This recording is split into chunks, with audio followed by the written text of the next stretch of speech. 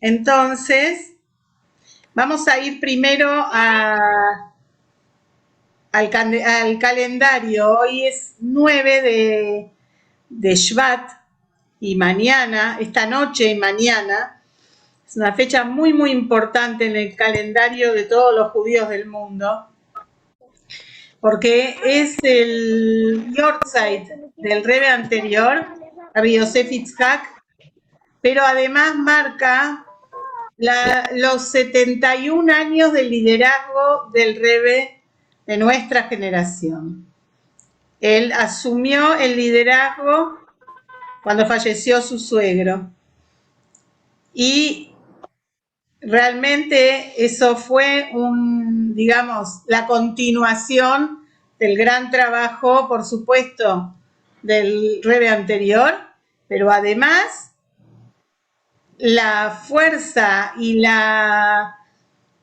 el impulso que el Rebbe le puso a su tarea en esta, como lo llamamos, la séptima generación, a contar desde el Baal Shem Tov, de Rabbi Israel Baal Shem Tov, el fundador del movimiento hasídico, es algo que es difícil de medir, imposible, diría yo, de medir el impacto de del Nesiut, del liderazgo del Rebbe. Por eso, muchas veces, cuando uno dice, ¿dónde tuve lo del Rebbe? El Rebbe, no hace falta decir el Rebbe de Lubavitch, porque el Rebbe siempre fue considerado como el Rebbe de todos, no de una comunidad, no de un grupo, sino él se interesó, trabajó y enseñó que todos los Yehudim, todos, sin ninguna diferencia, ni de altura física o espiritual, ni de color de piel, ni de si sefaradí, ashkenazí, si usa peyes, si no usa nada, si usa kippah o no la usa, todos son importantes y todos son parte no solo de Am Israel, sino una parte propiamente dicha de Dios. Entonces, bueno, esas enseñanzas son las que nosotros tenemos que tomar, aplicar, cada uno de nosotros en donde se encuentre, en el puesto que se encuentre, de saber que hay el tema de la Ahavat Israel, del amor hacia otro Yehudi, de la importancia de llevar a cabo la misión que tenemos, y es que está muy, digamos, esto tiene mucho que ver con lo que estamos estudiando ahora, con lo que estamos tratando de aprender ahora, que es lo que nos va dando la pauta de qué es este mundo y por qué estamos aquí, etcétera, etcétera. Pero lo más importante, las últimas charlas del Rebbe, sobre todo, si bien en todas las charlas, por supuesto que él nombra el tema del Mashiach, en sus las últimas años, el hincapié fue muy grande, contándonos que el Mashiach realmente ya está listo, presto, está aquí. Lo único que tenemos que hacer es trabajar para revelarlo, para que lo podamos ver con nuestros ojos. Y la única manera es tratar de vivir como si ya el Mashiach está revelado, que es a través del estudio de la Torah, de la Ahavat Israel y la conexión con Hashem. Así que esta noche, mañana, días muy especiales para conectarse, para escribir al Rebbe. Se puede escribir al Rebbe y después se puede mandar sacar una foto y mandarla al site si ustedes miran en Chabad.org, dice podés enviar tu mensaje al Rebbe. También en Chabad en español está la posibilidad, y la persona que está ahí en el OEL recibe todos estos documentos y los coloca en el lugar de descanso del Rebbe, y si uno no puede mandarlo, lo escribe y lo pone adentro de un libro sagrado que tenga en la casa, es como si el Rebe hubiera recibido su carta.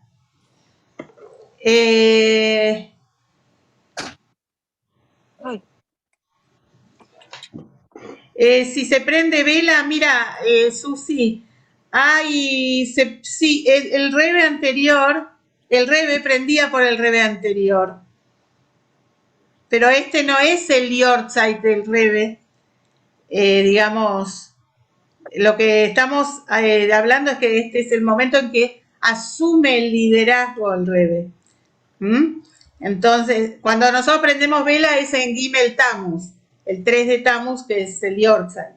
Pero este es un día como que le pasaron el mando, llamémoslo así, al Rebe, recibió el mando como para dirigir a los Yehudim, y la verdad que hace unos días leí una nota muy interesante en un diario online de Israel, que es en inglés, Times of Israel, que salen noticias, qué sé yo, bueno.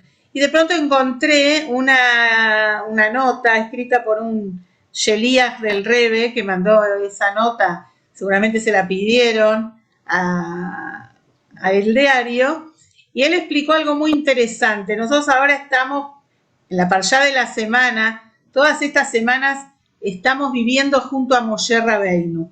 Moshe Rabbeinu es el primer redentor, el primer líder, llamémoslo así, del pueblo judío, el primer Rebe, por eso le decimos Rabbeinu. ¿Qué quiere decir Rabbeinu? Nuestro Rebe. Entonces, y viviendo estas parshiot, justamente con Moshe, vamos viendo cómo Moshe él explica ahí, no quería ser líder. Moshe no fue a un curso de liderazgo y después dijo, vengan, elíjanme a mí, yo me propongo para ser el líder, vótenme, síganme, que no los voy a defraudar. No dijo nada de eso, todo lo contrario. Moshe Rabbeinu no quiso el liderazgo. Cuando Dios le vino a hablar, cuando nosotros sabemos que estaba ahí la zarza ardiente y Dios le dijo que vaya y él le dijo, ¿por qué no mandas a otro? Esto, ya era la 7ª vez que Dios le decía que vaya a sacar a los Yehudim de Mitzrayim. Era la 7ª vez que Dios le decía que se convierta en el líder del pueblo judío. Y él no quería, lo rechazaba. ¿Por qué? Porque un verdadero líder no está buscando el liderazgo. El verdadero líder hace lo que hay que hacer. Si ahora es necesario que yo haga esto, voy a dar mi vida. Pero no está buscando seguidores, no sale en una campaña para ser electo. No. En realidad, lo que él hace es tomar esa responsabilidad porque así tiene que ser. Y con respecto al Rebe, el Rebe tampoco, un año entero le estuvieron pidiendo que tomara el liderazgo y él no quería.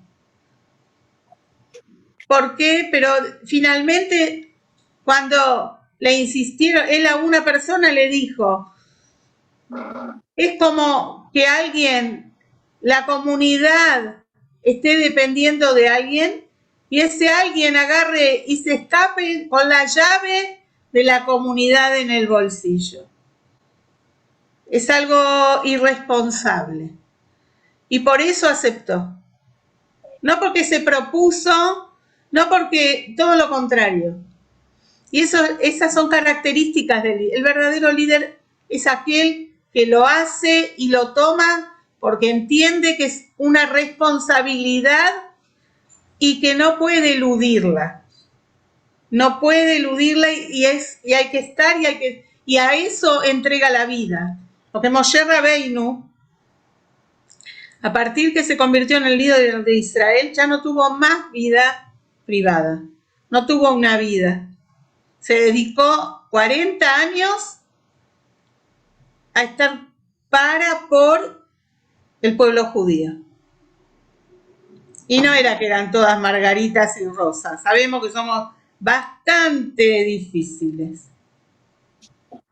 En ningún momento renunció. Y el Rebe lo mismo. El Rebe estuvo muchos años, 40 años sin tomar un día de vacaciones. Imagínense. Nosotros contamos el liderazgo incluso después de haber pasado a otro plano, digamos, porque las directivas del Rebe nos siguen acompañando, el espíritu del Rebe sigue estando presente, las enseñanzas, etcétera, etcétera. Nosotros sabemos que está en cada uno de los espacios en donde tratamos de hacer algo bueno por otro Yehudi. Entonces, bueno, es un día especial para conectarse, reconectarse y hacer que algún otro judío también se conecte con el judaísmo. Y ahora vamos a pasar al tema que nos quedaba. Vamos a hacer un repaso rápido.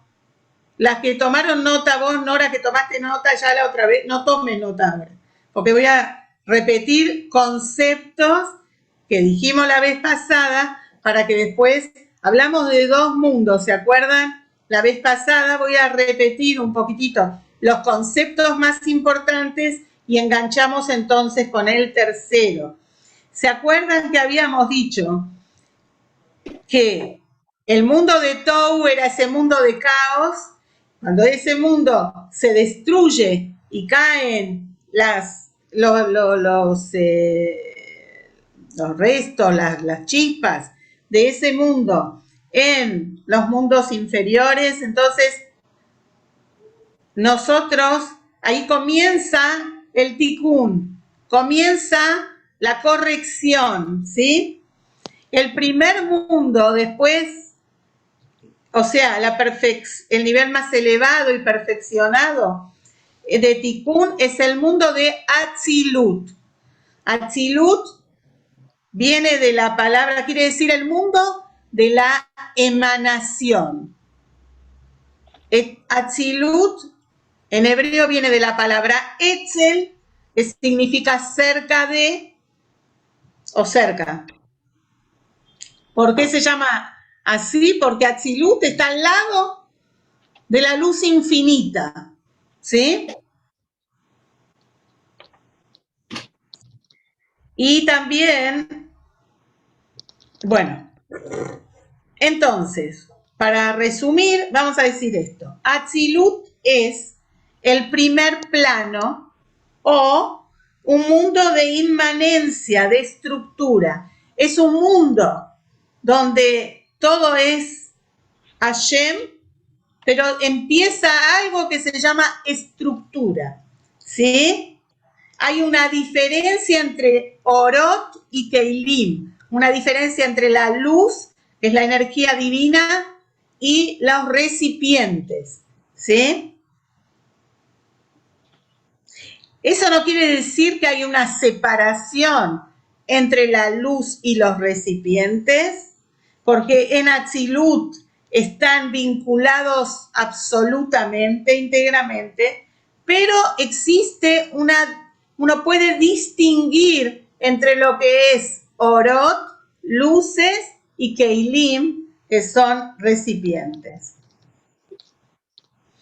Para tener un ejemplo, una analogía simple, habíamos dicho que primero cuando hay una idea viene el destello, ¿se acuerdan? La eureka, es la lamparita que se enciende, esa inspiración repentina que podemos tener de una idea. Entonces, todavía en esa instancia no analizaste la idea, no la desarrollaste, es solamente ese punto seminal. Sentís esa idea inspiradora. Ahora, todavía no hay un concepto, todavía no hay un desarrollo. Entonces, Atzilut, eso sería antes de Atzilut. Atzilut corresponde a la estructuración de la idea, pero todavía en el proceso de comprensión. Todavía es para mí, todavía es como yo la entiendo, todavía es íntima. ¿Se entiende? Entonces tenemos que decir que Atzilut significa, o podemos explicar que hay una estructura interna y la luz se vuelve inmanente, o sea, absoluta. Es decir, la luz que desciende desde arriba se estructura y ordena, porque eso es lo que no había en Tou. ¿Qué quiere decir en nuestro ejemplo? La idea se entiende. Acá adentro se entiende la idea. Eso es Atzilut. Ahora vamos a el mundo que sigue, que es el mundo de Briá o de la creación. Si bien dijimos que Atzilut es el mundo de no ser, ¿sí? Porque aún no hay diferencia entre luz y recipientes, en Briá ya los recipientes comienzan a oscurecer la luz. O sea que ya empiezan las limitaciones. ¿Se acuerdan que habíamos dado un ejemplo de si una persona sale al sol como un día como hoy? Rose, te cuento que acá en Argentina, en Buenos Aires por lo menos, hay 39 grados de calor. Entonces, y hay un sol que te quema. Entonces, si hoy salimos a la calle y estamos en el sol y miramos hacia el sol o vemos ahí, no podemos ver. Cuanto más abrimos los ojos, menos vemos. Entonces tenemos que encerrarlos un poquitito. Pero ahí... 40. Bueno, 40, peor.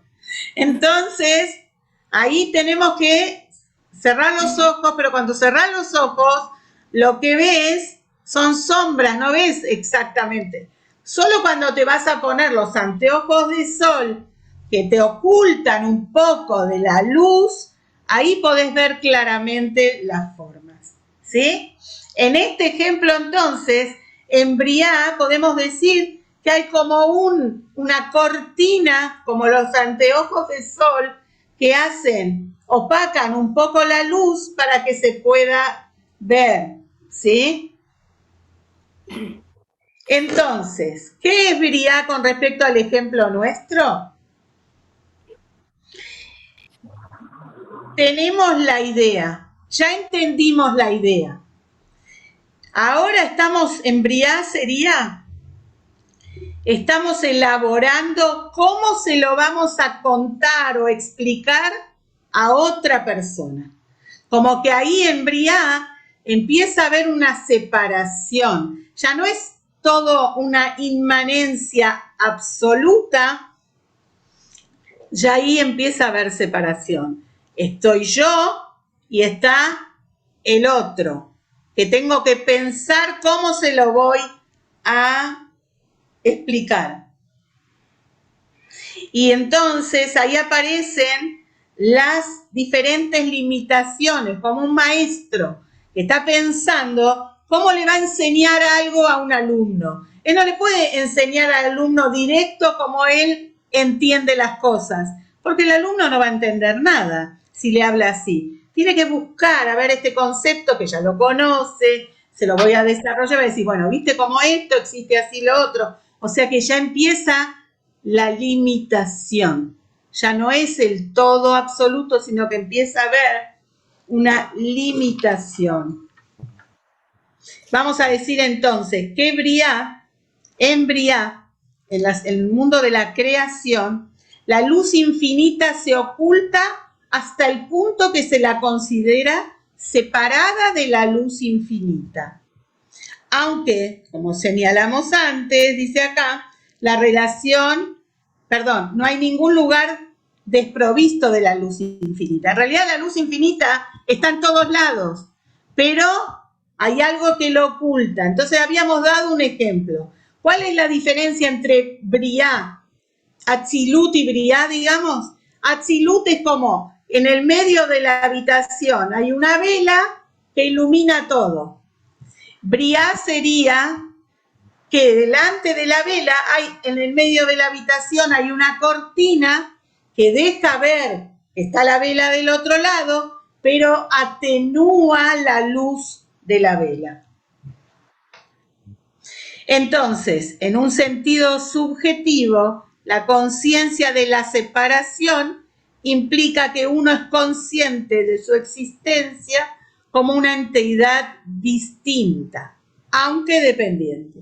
Ya empieza el concepto de entidad. Eso es Briá. Ahora vamos a entrar al mundo de Yetzirá. El mundo de Yetzirá es el mundo de la formación. Yetzirá quiere decir formación, formar algo, ¿sí? Y acá en Yetzirá empieza algo, en ese mundo, en Yetzirá, empiezan las limitaciones del espacio físico, que es la dimensión. Cuando algo es infinito, es inconmensurable. No hay manera de medirlo. No hay limitación. En el mundo de Yetzirá, que es el tercero desde Atzilut, Briá y Yetzirá, en el mundo de la formación comienza la dimensión. ¿Qué quiere decir? Formación es el concepto espacial, de espacio y tiempo.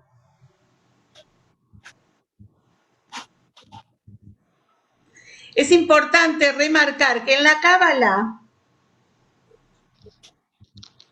el tiempo y el espacio son creaciones y no son parte intrínseca de las cosas. Una vez, miren la pata que yo metí una vez, habíamos hecho un congreso para enviadas, para Shluchot, enviadas del Rebe, y entonces queríamos hacer talleres que también, no solo estudiar Torah, sino también talleres que tengan detalles que tienen que ver con el trabajo de una Shluchá. Entonces se me ocurrió contratar a dos mujeres que formaban un equipo de organización del tiempo. Te enseñaban a cómo manejar tu agenda, tú esto, todo lo otro, bueno, todo bárbaro. Vinieron acá conmigo, se reunieron, eran chicas yehudiot, pero la verdad que no conocían de Torah ni las bases, no importa. Pensé, bueno, para armar una agenda, no tenés que ser una persona que sabe Torah. Bueno, entonces discutimos los temas, le conté cómo es el trabajo de una shluchá, esto, lo otro. Al final, bueno, llegó el día del congreso, del evento, las presenté, me senté a escuchar y ellas abrieron el taller con una frase que casi me desmaya. Dijeron, el tiempo es una invención humana. O sea, todo lo contrario a lo que nos enseña la Torah. Bueno, la verdad que no me iba a imaginar que ellas iban a abrir de esa manera. Bueno, no lo hicieron con ninguna mala intención, desconocían. Pero al cabo, nosotros sabemos que el tiempo y el espacio son una creación. ¿Y dónde aparecen? En el mundo, en el tercero de los mundos, que es Yetzirá, formación. Justamente por eso, porque aparece la limitación. Hasta ahí no había la limitación clara, ¿no? Es decir, que hasta el descenso de la luz al mundo de Yetzirá, la luz no hay luz limitada por dimensión. En Atzilut y Briá, la luz no está limitada. En Yetzirá comienza entonces la limitación. Pero tenemos que saber que en Yetzirá, si bien hay una limitación, es espiritual. Y todavía no tiene nada que ver con limitaciones físicas del espacio. Estamos hablando de una limitación espiritual, porque esos mundos son espirituales. En el mundo físico, en el espacio físico, tenemos, el espacio físico tiene 6 dimensiones, ¿sí? Arriba, abajo, derecha, que sería el sur, izquierda, que sería el norte, al frente, que sería el este, y hacia atrás, que es el oeste. En la Kabbalah nos explica que cada una de estas cualidades, estas direcciones, arriba, abajo, al centro, derivan de cualidades espirituales. En Yetzirah, estas 6,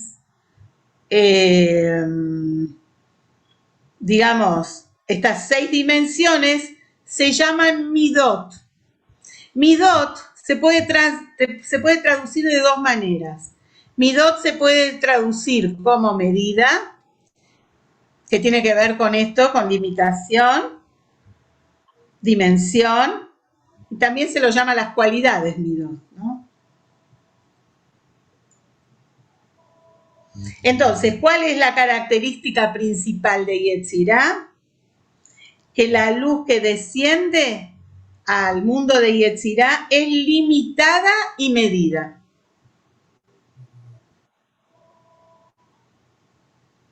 ¿Cuál es una de las características de la dimensión o la medición? Que tiene que haber a lo menos 2 puntos. Acá empieza y allá termina. Si no, no hay medición, ¿verdad? En consecuencia, tenemos que decir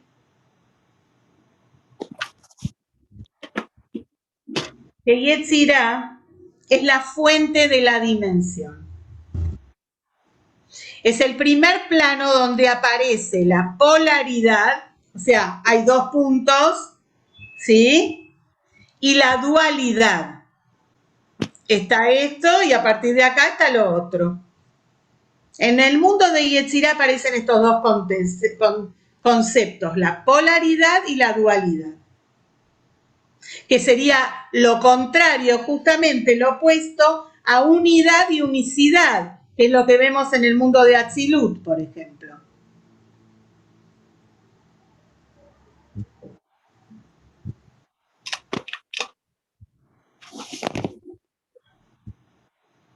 Recordemos que en Yetzirah todo esto, la dualidad, sigue siendo espiritual.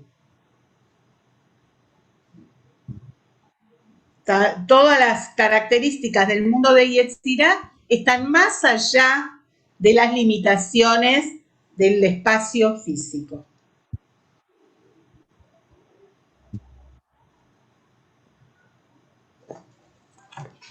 Entonces, ¿qué es arriba y abajo y al este y al oeste en el mundo de Yetzirah, si es espiritual? Entonces, tenemos que saber que esto se refiere, por ejemplo, arriba es el alcance activo de la luz y la fuerza vital, la energía divina, que viene es la luz que viene de arriba, que desciende a los recipientes que están listos para recibir esa luz. Abajo es los recipientes que están preparados para recibir esa luz y que se expanden hacia el este o el oeste porque crecen. Entonces, en el ejemplo, la analogía que venimos dando del pensamiento, ¿se acuerdan? ¿Qué sería Atzilut? Atzilut sería la idea original y su expansión en la comprensión.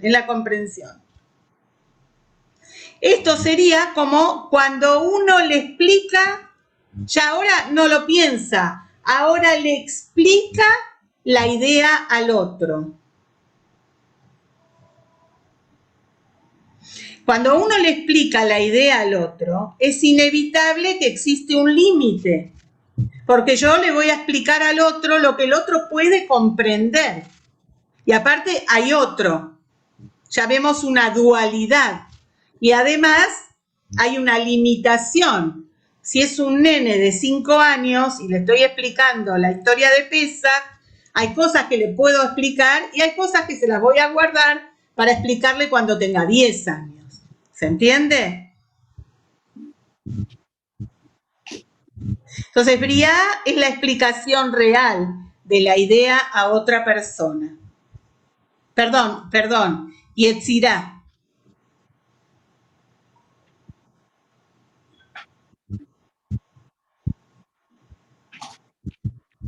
Y vemos que entonces, como él comunica su idea y tiene que elegir las palabras para que el otro pueda entender, cuando vos lo tenés adentro de tu cabeza, no tenés que estar eligiendo las palabras y la comprensión es amplia. Cuando vos tenés que transmitirle a otro la idea, tenés que elegir las palabras y no todo lo que pensás podés decir. Y el pensamiento es mucho más amplio que la palabra.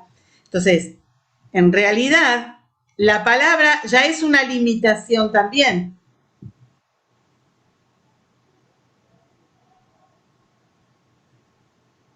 El habla, digamos así, es mucho más limitada que el pensamiento.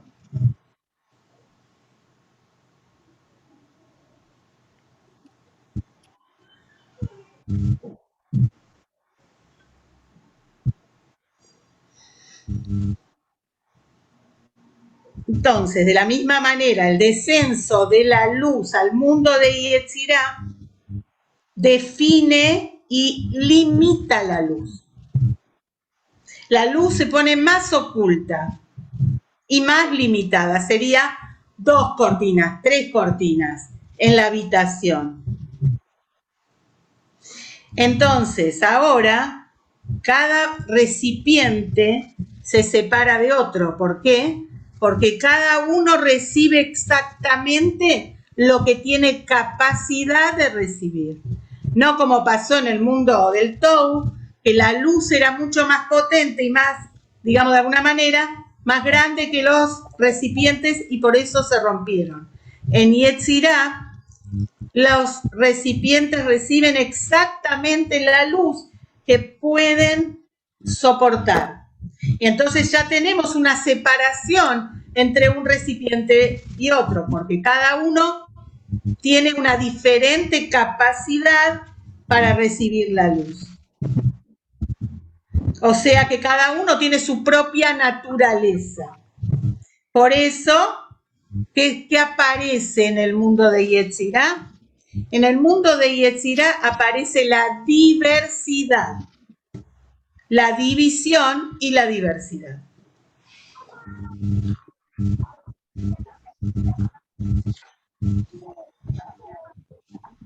No sé si seguir con el próximo, me parece que vamos a dejar el próximo para la próxima clase, que es la última de esta temporada. Después vamos a tomar unas vacaciones hasta el principio de marzo, si Dios quiere. Me parece que es mucha información. Vamos a dejar acá, hoy quedó una clase un poco más corta. Y el próximo encuentro, el martes que viene, y Meritze Hashem, vamos a hablar del mundo de la acción, el mundo de Asiá, que es el mundo de lo físico, el mundo en el que estamos nosotros. Así que vamos a hacer así. Y vamos a hablar también de la doctrina de la creación perpetua, que eso tiene que ver con eso también, una cosa muy, muy interesante. Así que vamos a saludarnos.